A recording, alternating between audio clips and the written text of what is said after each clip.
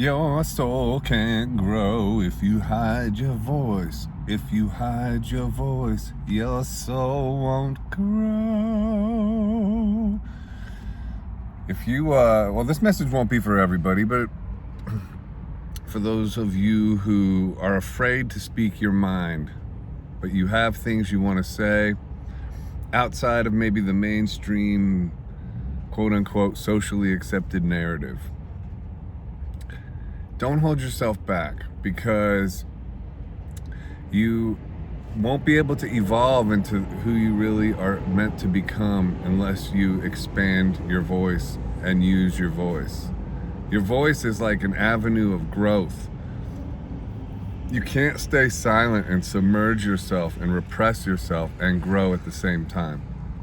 Those are like, you're doing opposite things. Expansion happens when you expand, when you let out, when you give your real self, and you don't just repeat a socially accepted narrative, in particular when we're living in one of the most absurd times in human history, where it's quite obvious that there's a lot of shenanigans going on.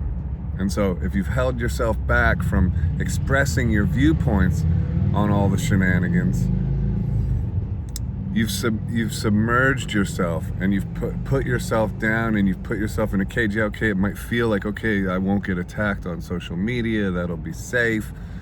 I don't want what's happening to them. They say when he says this, then they say all these mean things, and it's like, yeah, I get it, you got to get used to that, but that's gonna happen. But for one, there's like, if you have that feeling inside that you want to express things, you have to let that happen, because there's a sort of a moral calling that you're ignoring and you're repressing by not doing that, by like acquiescing to fear. And we all need to raise our voices, especially if we're being called to do that. There's a real need for voices of dissent right now, and it's important. People are going into really, really dark times because there haven't been enough voices of dissent. So it's just a message of encouragement, because if you take my story, for example, speaking out, starting, way back, and then obviously torrents of social shame and just name calling. I'm sure I'll get called names on this, message even. It's like, it doesn't even register to me anymore. Like, it's like, do your best. I like nothing shocking, like Jane's Addiction. Nothing shocking. I don't even think that's a Jane's Addiction, it's his title, but I forget how the song goes. Anyway, so I made up one on the fly. No, but, so, okay, I get torrents of social shame, and you're called names, and, just wild, even from people that you thought were friends and stuff. And, to me, they're still friends, because I think of it as a mental illness, kind of ongoing, like mass formation psychosis.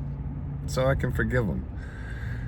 But, and then, okay, I get sort of air quotes canceled or whatever, and my whole career takes a completely different turn. I don't have a booking agent anymore. I lose a record deal, band, management, the whole thing. Like, my way of making a living got subverted significantly.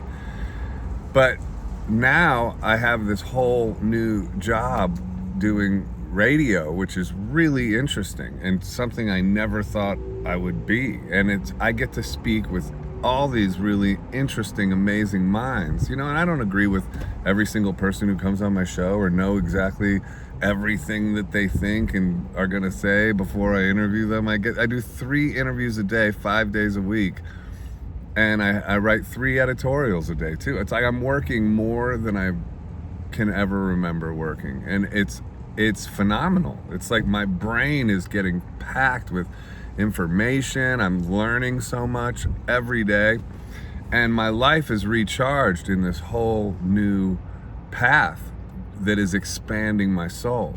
which came directly as a result of using my voice. And you could say, oh, it's better when you could tour and be a musician. But that will come back. I'll be able, haven't given up music. I still have music. I have tons of killer songs, recording. But it's good to do different things in life too. It's like I could just keep doing the same thing over and over and over and over and over and over again. But so when I go back to music full on, it'll be recharged and brand new and feel completely fresh again, because it's that fresh, new feeling that is what's amazing about life. When you're on the cusp of discovery of yourself and all kinds of things, that's when you're in the trenches of it. Like, that's like when I first went to Real World Studios and recorded at Peter Gabriel's studio. It was like, oh my God, this is all so new. I have that feeling again. It's different, obviously, but it's really, man, I'm blown away by all the people I get to talk to. And I get to like completely speak my mind completely without censorship and no holds barred. I get to just say what I think and feel fearlessly. And it took a long time for me to arrive at that place. I mean, because I would speak my mind, but I would always be afraid. And then I would hear about how hard I was getting attacked, and it would suck. And there was mourning of all this stuff I was losing as well, and thinking like, what am I doing? This is wild. But it's turned out to be an enormous gift. I'm just telling you that and I'm speaking, I don't know who I'm speaking to, but somebody out there knows what I'm talking about and is holding themselves back. And I'm imploring them to go through the flames of it, because life will renew. God won't leave you hanging.